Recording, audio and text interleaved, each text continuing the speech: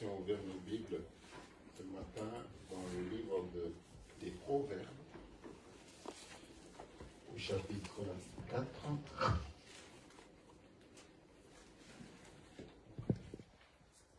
Je voudrais qu'on lise donc à partir du verset 20 jusqu'au verset 22. Je vais lire au nom de notre Seigneur Jésus-Christ. Amen. Il le dit dans Proverbe au chapitre 4, et il le dit, mon fils. Dans votre Bible, on dit mon enfant. Sois attentif à mes paroles. Dans d'autres versions, on dit, sois attentif à ce que je dis. Prête l'oreille à mes discours. Dans d'autres versions, on dit, prête l'oreille à mes paroles. Alléluia. Donc, mon enfant, sois attentif à ce que je dis. Prête l'oreille à mes paroles. Qu'il ne, bien sûr, quand on parle de discours, les paroles, donc qu'elles ne s'éloignent pas de tes yeux. Garde-les dans le fond de ton cœur. Pourquoi? Car c'est la vie pour ceux qui les trouvent. Dans notre version, on dit, car elle donne la vie. Et la santé pour tout le corps. Pourquoi je voudrais qu'on commence par ces paroles? J'ai médité tout au long de la semaine sur ça. Et je voudrais que l'on reconnaisse que ces paroles sont puissantes. Dans Josué au chapitre 1er, verset 8, la Bible parle de Josué qui devrait, en disant que ce livre de la loi ne s'éloigne pas de ta bouche, c'est ça, hein? Oui, c'est ça. Et puis il dit, médite-les jour et nuit. En hébreu, le mot méditer veut dire aussi murmure-les tous les jours. Et tous les soirs. Donc méditer veut dire aussi murmurer en hébreu. Donc ça veut dire, lorsque la parole de Dieu dit ici, mon fils, sois attentif à mes paroles. Ça veut dire que les paroles de Dieu résonnent dans nos oreilles, dans notre cœur. Prête l'oreille à mes paroles. Ça veut dire, quand la parole de Dieu est prêchée, que l'on soit très attentif. Parce que il n'y a pas de parole aussi importante que celle-là. Quand Dieu parle, frères et sœurs, prêtons l'oreille. Je me suis discipliné moi à être très... Quand il s'agit de la parole de Dieu, lorsque j'entends un verset, ou lorsque j'entends quelqu'un en train de prêcher, et qu'il dise un verset qui pénètre mon cœur, mon esprit a cette tendance à beaucoup retenir ça. Parce que je trouve que c'est très important. Et donc c'est ça qui fait la différence, en fait. C'est ça qui fait la différence. Mais ces paroles sont autant puissantes que, et il le dit, qu'elles ne s'éloignent pas de tes yeux. Ça veut dire que l'on ait ça à l'esprit, que l'on ait les paroles de Dieu à la portée de la main, à la portée de nos yeux. Je veux dire qu'on ne perde pas ça. On peut être dans le bruit, on peut être parmi des gens qui ne connaissent même pas cette parole, mais que l'on forme notre esprit, que l'on entraîne notre esprit à toujours, si je puis voir les paroles de Dieu sur les visages des gens, sur les murs, ainsi de suite, que j'ai ça à l'esprit. Frères et sœurs, c'est important. Qu'il ne s'éloigne pas de tes yeux, c'est-à-dire que ça soit à la portée. C'est-à-dire que dans tout ce que je fais, chaque fois que je me retrouve dans une situation, que la parole de Dieu soit à la portée de moi. En d'autres termes, lorsque je suis dans une situation quelconque, que ce soit une situation de maladie ou d'infirmité, ou je ne sais pas moi quel genre de situation, que je trouve des paroles de Dieu qui se réfèrent à ma situation. Et que ces paroles soient tout le temps dans ma bouche, tout le temps dans mes yeux, et à la portée de mes yeux, tout le temps, que je les garde, que je les répète. Quand on dit méditer jour et nuit, c'est-à-dire au fond de moi. Vous savez que vous ne parlerez jamais à quelqu'un plus que vous vous parlez à vous-même. Jamais homme n'a parlé à quelqu'un d'autre plus qu'il ne se parle à lui-même. Que ce soit par les pensées, que ce soit par des propres recommandations. Jamais personne n'a parlé à quelqu'un d'autre plus qu'à lui-même. Soit que l'on doute, soit que l'on se condamne, soit que l'on se décourage.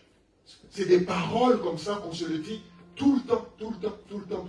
Donc, l'homme parle plus à lui-même qu'il ne parle qu'aux autres. Même quand, vous savez, quand les gens s'isolent, on dit qu'ils sont solitaires, ou qu'ils vivent tout seuls. En fait, ils se parlent. On ne peut pas s'isoler et dire on parle à personne, mais la personne à laquelle on parle, c'est soi-même. C'est soi-même. On parle beaucoup plus à soi-même qu'on parle qu'aux autres. Et donc il est important de bien se parler. Il est important de se parler des bonnes choses. Il est important de s'encourager soi-même. Parce que pour vous dire vrai, personne ne va vous encourager plus que vous-même. Personne ne peut vous bénir plus que vous-même. Si vous ne vous bénissez pas et attendez que vous soyez bénis, vous attendrez longtemps. Donc il est important qu'on se parle à soi-même. Qu'on se dise qu'on est une bénédiction. Qu'on se dise qu'on est une créature merveilleuse. Qu'on se dise que Dieu nous a créés très bien. Même quand les autres disent non, c'est pas vrai, mais moi je sais. Alléluia. Donc, il dit qu'il ne s'éloigne pas de tes yeux. C'est-à-dire que la parole de Dieu te concernant soit tout le temps devant tes yeux. Que ta parole de Dieu te concernant soit tout le temps dans ta bouche. Quand tu médites, que tu murmures ces paroles. Et ça marche. Ça marche. Garde-les dans le fond de ton cœur. Pas juste dans la bouche, mais dans le fond de ton cœur. Parce que la parole de Dieu doit traverser l'intelligence, doit traverser le raisonnement. La parole de Dieu se heurte à nos raisonnements. La parole de Dieu se heurte à toutes ces forteresses que nous avons établies dans nos vies. La parole de Dieu se heurte aux doctrines qui volent tout le temps. La parole de Dieu se heurte. Quand elle vient, elle se heurte. Elle s'arrête là, au niveau du raisonnement. Elle ne va pas dans notre cœur. Or, Dieu bénit la prière du cœur. Alléluia. Dieu bénit la prière du cœur. Et donc, qu'il ne s'éloigne pas de tes yeux, garde-les au fond de ton cœur. Pourquoi? Parce que c'est la vie. Parce que c'est la vie. La vie que tu désires est dans les paroles que tu te dis. La vie que tu désires est dans les paroles que tu es en train de te répéter chaque jour. C'est la vie. Frères et sœurs. C'est la vie. Et il y en a qui se répètent tout le temps des paroles qui apportent la mort. Mais la Bible dit, car c'est la vie. Alléluia. C'est la vie pour ceux qui les trouvent. Et la santé. Ça veut dire que la bonne santé, ça veut dire que quand tu sens dans ton corps quelque chose, tu sens une certaine douleur quelque part, tu sens une certaine maladie quelque part.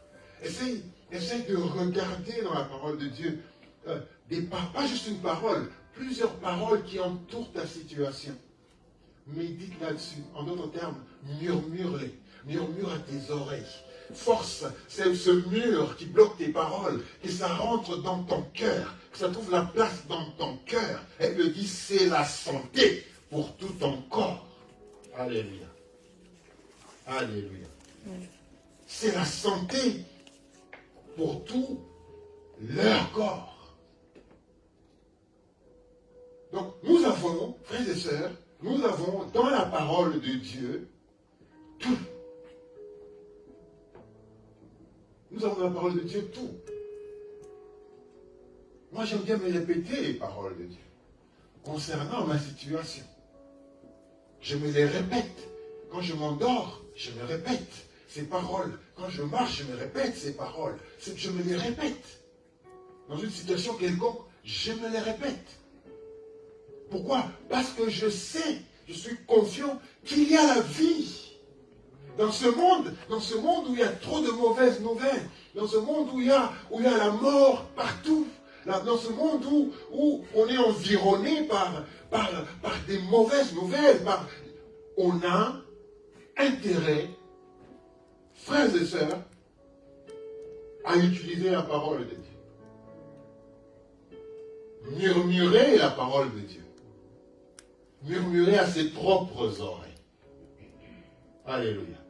Donc il était important que je commence par ça, par cette introduction, frères et sœurs, parce que ce qui arrive, comme je le disais tantôt, est que l'homme est enclin à se parler plus que tout, à parler à quelqu'un d'autre, mais souvent c'est pas toujours les bonnes paroles. Souvent c'est pas toujours les bonnes paroles. Souvent, c'est les paroles de condamnation, de culpabilité. Souvent, c'est les paroles de découragement. On se parle. L'homme espère beaucoup plus d'écouter des bonnes paroles des autres que de se parler à lui-même, tout en sachant tout en oubliant qu'il se parle plus à lui-même qu'il n'écoute de chez les autres. Alléluia. Donc, il est important, frères et sœurs, que dans le travail que tu fais pour toi, que tu choisisses des paroles qui te bénissent, des paroles qui peuvent t'amener dans ta destinée. Alléluia. Maintenant, je voudrais qu'on aille dans le livre des Éphésiens, puisque nous parlons de la puissance de la résurrection. Je voudrais qu'on aille dans... Et donc, ce que je viens de dire aura un sens.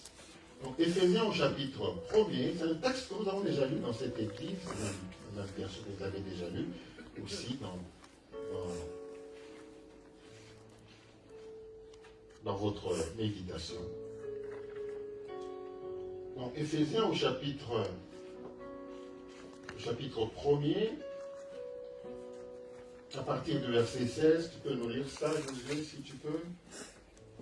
Je vais prendre une Bible anglaise que j'ai amenée pour vous, enfin je ne dirai pas en anglais bien sûr, pour essayer de vous faire comprendre. Éphésiens chapitre 1er. Verset 16. Éphésiens chapitre 1er, verset 16, avec la version Parole de vie. 16 à 21. Ok, 16 à 21. Je lis avec la version Parole de vie. J'ai dit vos noms quand je prie, et sans cesse je remercie Dieu à cause de vous. Verset 17. Je demande au Dieu de notre Seigneur Jésus-Christ, le Père rempli de gloire, de vous donner la sagesse. Alors vous découvrirez Dieu et vous le connaîtrez vraiment. Amen. Il faut bien écouter bien la version, elle est bonne aussi. Verset 18. Je lui demande d'ouvrir les yeux de votre intelligence. Ainsi, vous pourrez connaître l'expérience qu'il vous a donnée en vous appelant. Vous connaîtrez la richesse magnifique des biens qu'il donne à ceux qui lui appartiennent. Verset 19. Vous connaîtrez la puissance extraordinaire que Dieu a montrée pour nous qui croyons en lui, sa puissance et sa force. Verset 20. Dieu les a montrés dans le Christ quand il a réveillé de la mort, quand il a fait asseoir à sa droite dans les cieux. Verset 21. Ainsi le Christ est placé au-dessus de toute force et de toutes les puissances qui ont autorité et pouvoir. Il est au-dessus de tout ce qui existe, non seulement dans le monde d'aujourd'hui, mais aussi dans le monde qui vient. Verset 22. Oui, Dieu a tout mis sous les pieds du Christ. Il a mis le Christ au-dessus de tout et il a donné comme tête à l'Église. Amen. Gloire au Seigneur. Je vais lire maintenant en traduisant. Verset 16 donc, la Bible dit que l'apôtre Paul il dit, je n'ai pas arrêté de remercier Dieu pour vous. Je prie pour vous constamment, demandant à Dieu, le glorieux Père de notre Seigneur Jésus-Christ, de vous donner une sagesse spirituelle. Alléluia. Et de la compréhension pour que vous puissiez grandir dans la connaissance de Dieu lui-même. Alléluia. Je prie pour que Dieu puisse faire tomber en vos cœurs un déluge de lumière, alléluia, afin que vous puissiez comprendre quelle est cette espérance confiante qu'il a donnée à ceux qu'il appelle son peuple saint que vous êtes. Alléluia. Je prie aussi que vous puissiez comprendre l'infinie puissance de Dieu pour nous qui croyons en lui. C'est la même puissance qui a ressuscité Jésus-Christ d'entre les morts et qui l'a fait asseoir à une place d'honneur à la droite de Dieu dans les lieux célestes. Maintenant, Jésus-Christ est loin au-dessus de tout roi ou toute autorité, au-dessus de toute puissance, ou de tout leader que vous puissiez connaître, ou de tout ce que vous pouvez imaginer. Dieu a mis tout sous l'autorité de Christ, sous ses pieds. Et l'a établi chef sur tout pour le bénéfice de l'Église.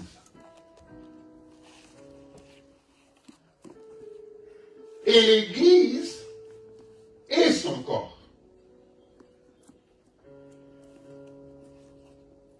L'Église est donc son corps.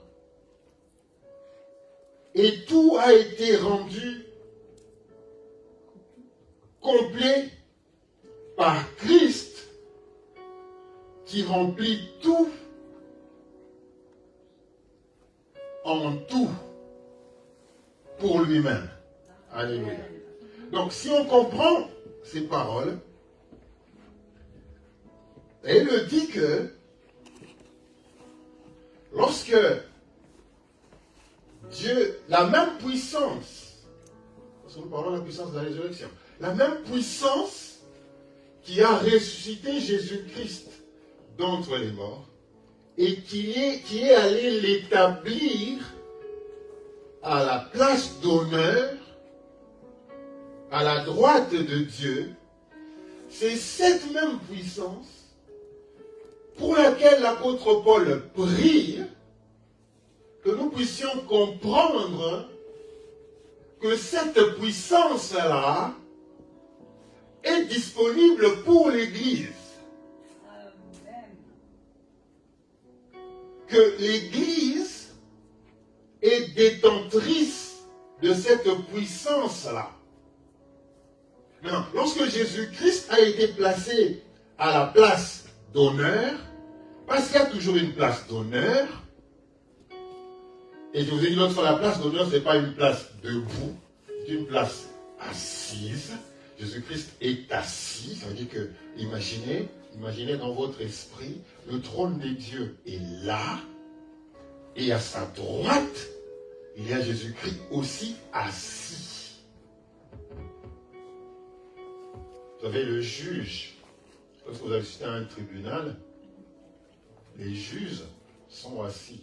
Même si les avocats étaient debout, mais les juges sont assis. Parce que les juges, ce sont ceux-là finalement qui prendront la décision. Donc, être assis est une position d'honneur. Alléluia.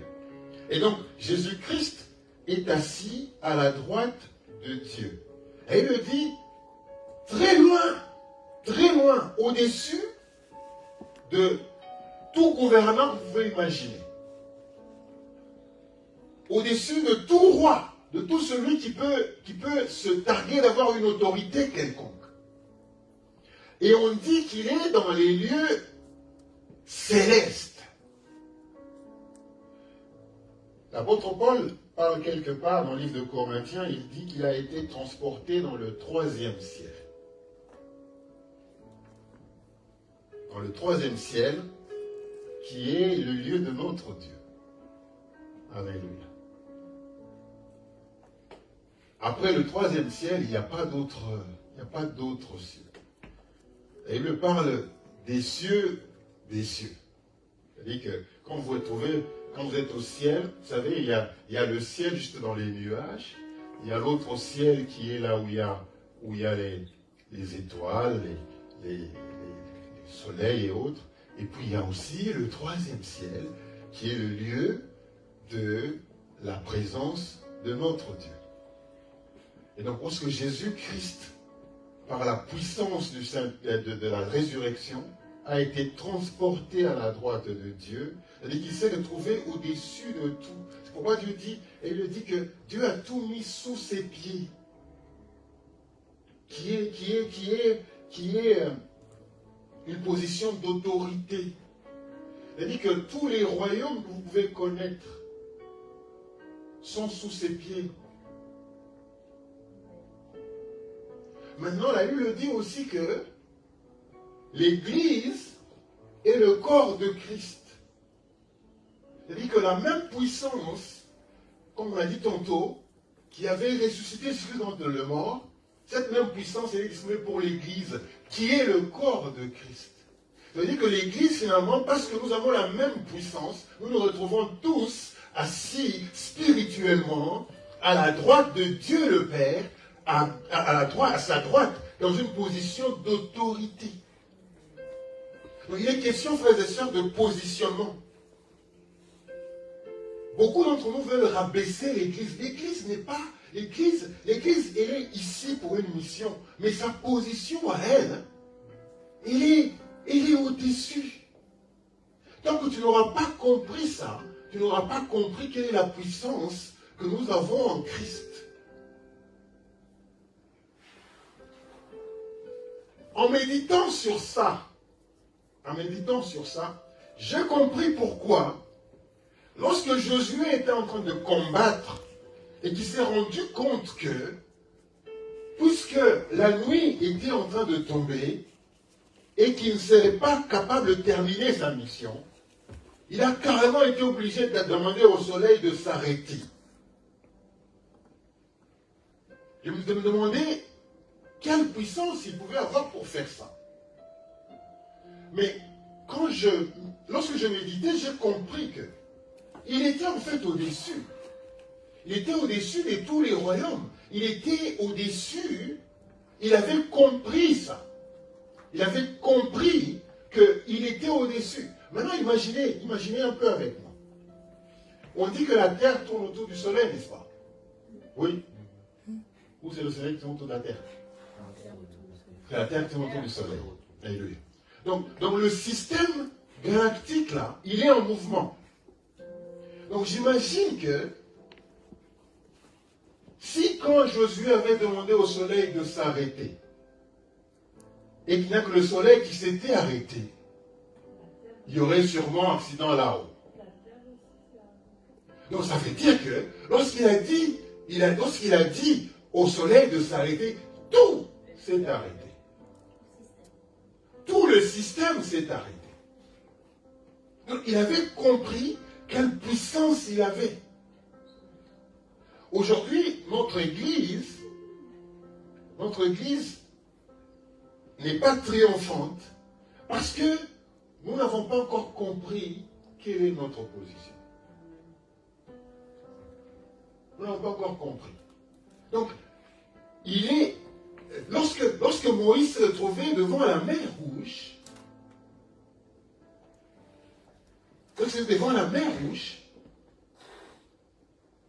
il avait des doutes. Mais Dieu lui a dit, mais tu as une arme. Tu peux t'en servir. Parce que toi, dans ton essence, toi, dans ta nature à toi, en tant qu'enfant de Dieu, tu es au-dessus. Tu es au-dessus. Et il a utilisé ça. Donc en fait, il y a des hommes de Dieu qui ont compris, qui ont compris leur position. Qui ont compris leur position et ils l'ont utilisé. Vous savez, un jour, j'ai lu dans la Bible, j'ai découvert ça. Peut-être que vous n'avez pas encore lu cette partie-là. Le jour où Élisée a reçu la royauté. Nous connaissons l'histoire seulement.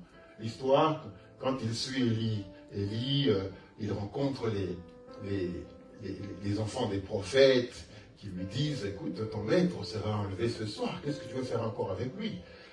Lui, dans sa persévérance, il a continué, jusqu'à ce que finalement, il a reçu la royauté. Mais quand après ça, lorsqu'il est sorti de là, il a commencé à se diriger vers Bethel. Et il me dit qu'il y a des adolescents qui se sont moqués de lui, qui le considèrent comme quelqu'un qui n'avait pas de pouvoir. Ils se sont dit, mais toi, où est-ce que tu vas, toi? Comme Élisée était chauve. Il n'avait pas de cheveux. Il était chauve. Ils ont commencé à se moquer de lui. Ils ont dit, mais toi, où est-ce que tu vas là? Toi, le chauve là. Toi, le chauve là. Où est-ce que tu vas? Toi, le chauve. Ils ont commencé à se moquer de lui.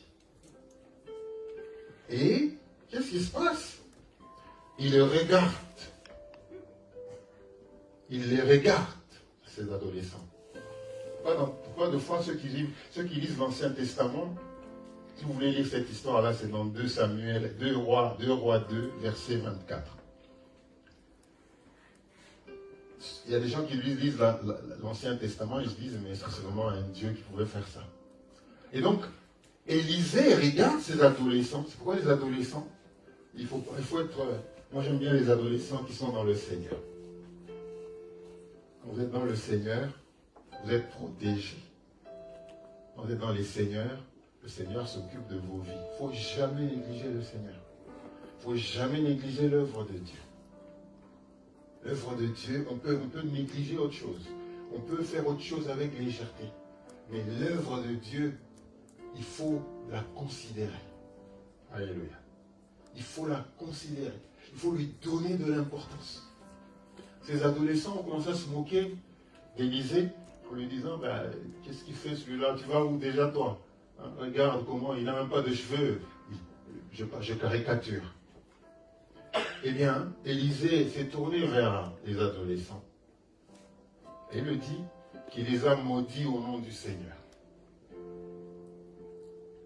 Il les a maudits au nom du Seigneur. Vous savez ce qui s'est passé? Après la malédiction, il y a 2 ours qui sont venus de la forêt, qui se sont pris sur ces adolescents. Et les ont tous tués. Et Élisée, qu'est-ce qu'il a fait? Il a continué sa route. Qu'est-ce que je veux dire par là? Ce que je veux dire, c'est que lorsque tu connais ta position en Christ, lorsque nous tous, l'Église de Dieu, nous aurions compris où nous sommes, lorsque nous aurions compris ce que Jésus-Christ a accompli, parce que nous en parlons, mais nous ne réalisons pas ça. Nous pensons que ce sont des histoires. Nous pensons qu'on nous a raconté, la Bible raconte des choses. C'est des histoires. Nous les comprenons un peu comme ça. Nous venons, nous les écoutons. Mais il y a de la puissance dans ça. Il y a de la puissance. Alléluia. Il n'y a aucun royaume, parce qu'il y a plusieurs royaumes. Il n'y a aucun royaume qui n'ait été mis sous les pieds de Jésus-Christ. Parce qu'il y a des royaumes auxquels vous ne vous imaginez pas. Est-ce que vous savez que il y a aussi un royaume des virus?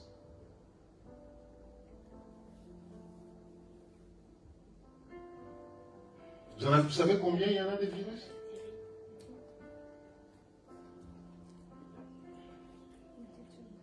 Des multitudes. Des virus qui existent. Il y en a beaucoup. Mais même dans ce royaume-là, ça a été mis sous les pieds de Jésus-Christ. Alléluia. Et que si tu comprends, frères et sœurs, que, je reviens à ce que je disais maintenant plus tôt, si tu comprends que la parole de Dieu dise que fais attention à mes paroles, fais attention parce que les paroles de Dieu, c'est pas comme les paroles des hommes. Les paroles de Dieu portent en elles une puissance créatrice déjà. La parole de Dieu, c'est du lourd. C'est du lourd. Et des fois, je pleure dans mon cœur le fait que les gens ne le considèrent pas. Les gens sont retirés dans leur retranchement. Et les gens se croient plus malins.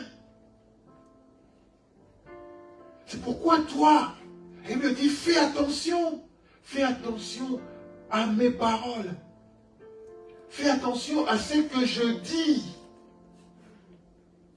Parce que c'est la vie. C'est la vie. Et c'est la santé. Frères et sœurs, c'est la santé. Oh, le vendredi, je donnais un témoignage d'un pasteur qui est mort à 83 ans ou 84 ans. En fait, quand il faisait le témoignage, il avait 84 ans. Il dit ça faisait 50 ans, plus de 50 ans, qu'il n'avait pas eu de maux de tête.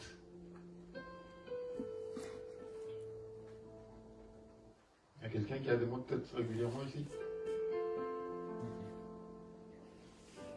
Ça faisait plus de 50 ans qu'il n'avait pas eu de maux de tête. Et ça, c'est une parole pour toi. C'est une parole pour toi. Amen. Alléluia. Ça veut dire que c'est de prendre la parole de Dieu. Tu dis que tes paroles, c'est la santé pour moi. Je dis que quand j'ai le mot de tête, non, la parole de Dieu, c'est ma santé. La parole de Dieu, c'est ma santé. C'est ça que tu as dit. C'est comme ça que les paroles de Dieu pénètrent dans notre cœur. Alléluia. Pénètrent dans notre cœur, s'y installent et combattent toutes sortes de virus, toutes sortes de maladies. Alléluia. Les hommes naturels, ils ont des anticorps humains. Mais nous, les enfants de Dieu, on a aussi des anticorps spirituels. Alléluia. La parole en nous combat pour nous. La parole en nous combat pour les maladies. La parole en nous s'assure que la paix règne, que la joie règne. Parce qu'elle est tellement installée, frères et sœurs, qu'elle coule dans nos cœurs. Alléluia. Alléluia. Nous devons, frères et sœurs, parler à nos cœurs. Aujourd'hui, on a des attaques comme gastrite. Tout ça là, ça trouble les enfants de Dieu. On vient dans sa présence, on a entendu louer le Seigneur, mais entre-temps,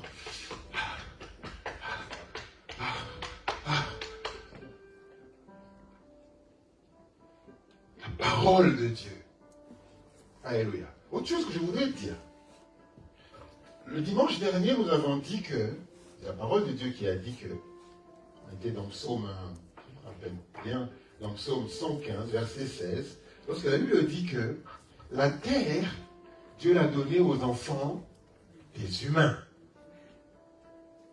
Et les cieux, pour lui, le Seigneur. Je voudrais dire ceci. Toujours dans mes méditations, je voudrais dire ceci. Ça veut dire, vous savez, dans Genèse 6, la Bible dit que les fils de Dieu, c'est-à-dire les anges, les fils de Dieu, les anges, ils sont venus sur la terre et ils ont vu les enfants des humains. Quand les enfants, quand les hommes ont commencé à donner des enfants sur la terre, les enfants de Dieu, les fils de Dieu, les anges, sont venus sur la terre et ils ont fait des enfants avec les enfants des hommes, des humains. Mais la Bible dit aussi que les enfants, les fils de l'autre là, eux aussi, ils ont imité les fils de Dieu, vous direz dans Genèse 6. Ils ont aussi imité les enfants de Dieu. Eux aussi ont fait des enfants avec les humains. Et donc, c'est pourquoi ici sur la terre, tout ce que vous voyez n'est pas nécessairement descendant d'Adam, de notre Dieu. Les enfants, les enfants. Il y a quelque chose qui me choque. Les hybrides. Aujourd'hui, on fait des hybrides. Aujourd'hui, on fait des hybrides. J'ai cherché le mot. Aujourd'hui, on fait des hybrides. C'est-à-dire qu'il y a des enfants qui sont hybrides. Il y a des enfants qui sont créés, qui sont clonés. Oui, mais c'est les adultes qui les ont fait. C'est les adultes qui les ont fait, mais ces adultes, pour les faire, ils ont dû être faits aussi. Les enfants de Dieu sont des dieux. Les enfants toute la race suit la race. Et donc, qu'est-ce que je voulais dire? Je voulais dire ceci. C'est que, puisque la terre a été donnée pour les enfants de Dieu, à la création, ça veut dire que toute activité qui ne vienne pas en d'autres. Qu'est-ce que je vais expliquer? Je vais dire ceci. Lorsque Dieu, qui est esprit, voulait venir sur la terre, il s'est trouvé une femme pour venir dans le monde. Parce que un esprit ne peut pas vivre sur la terre. Alléluia. Mais je pensais, c'est dans les films, hein, et même on entend que telle maison est hantée. Quand vous y allez, vous entendez des voix, vous entendez, vous avez l'impression qu'il y a tout. Mais en fait, lorsque nous regardons bien les choses, c'est illégal cette activité-là. C'est illégal. C'est-à-dire que l'ennemi a joué beaucoup sur nos peurs. L'ennemi a beaucoup joué sur nos peurs. Et donc, les enfants de Dieu, nous avons... Vous connaissez une maison qui est hantée? Dites-moi, je vais aller dormir là-dedans. Vous en connaissez une? Oui. Où? Sur la route près de Célestat. C'est la maison de qui? Qui est dedans? Oh là, elle n'est plus habitée. Hein. Il n'y a plus rien parce que justement... Mais nous, on est en train de chercher une église. Mais d'abord, ça ne sera pas là-bas. Hein. Il n'y a aucune activité là-dedans. Non, mais elle est pratiquement ruine. Tu n'as jamais vu quand tu vas de Guémard ou sur ça? Non, mais il faut emmener un jour là-bas. Peut-être que c'est là que le Seigneur voulait qu'on établisse une église. Parce que l'ennemi, frères et sœurs, l'ennemi a joué sur la peur. Ces gens-là, ces esprits-là, ils n'ont rien à faire ici sur la terre. Ils sont illégaux. C'est pourquoi, frères et sœurs, on entend ceux-là, ils appartiennent à une société secrète. Le mauvais esprit ne peut agir que aussi dans une personne. Mais lorsqu'on entend que cette maison, il y a ceci, c'est illégal. Donc on peut les sortir. Ils ne sont pas accueillis, c'est illégal. Et on nous a fait peur comme ça plusieurs fois. Et on a eu lorsqu'on était enfant, on ne pouvait pas aller dans le noir. Parce qu'on se disait, non mais écoutez, dans le noir, il y a peut-être des esprits dans le noir. On a fait peur aux enfants. Et il y a des gens pour qui cette peur-là est restée et s'est propagée dans d'autres domaines. Et les gens ne savent plus se prendre en charge parce qu'il y a ces peurs-là. Alors que un esprit ne peut pas régner sinon illégalement. Sinon illégalement. Il y a même des maladies dont les esprits sont à l'origine. Ces maladies-là aussi sont illégales dans le corps. Dans le corps. Toute activité démoniaque dans notre monde ici, si ça ne passe pas par une personne, c'est illégal. On doit comprendre ça.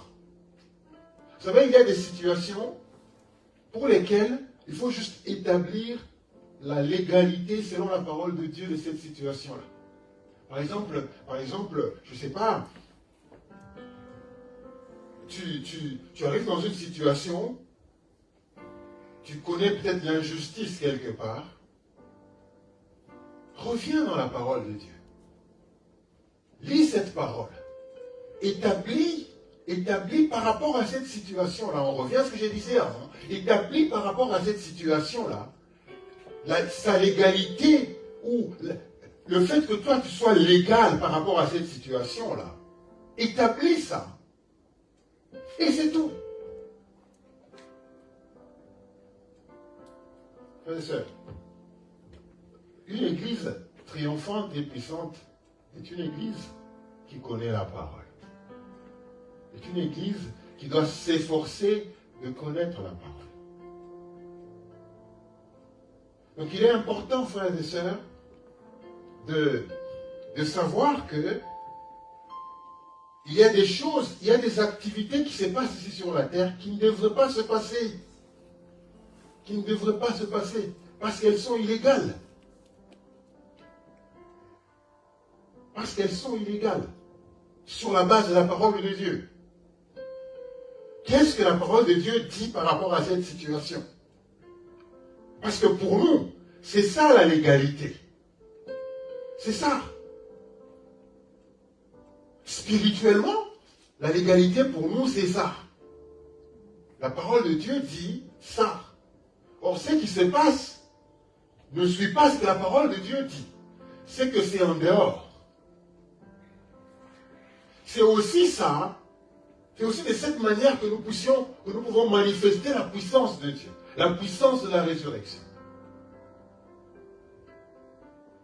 Il est important, frères et sœurs, nous allons terminer. Il est important de comprendre quelle est notre position. Tout ce qui existe est fonction de la position que nous occupons. L'Église, elle est au-dessus. D'ailleurs, la Bible dit que même une lumière, on ne l'allume pas pour la mettre en dessous de la table. Elle dit que l'Église est sur la montagne. Ça veut dire qu'elle est en train de tout visionner en fait. Elle est claire. L'Église est au-dessus. Que l'on ne nous trompe pas. Que les arguments des gens de ce monde ne puissent pas nous tromper. Nous faire douter de notre position en Christ.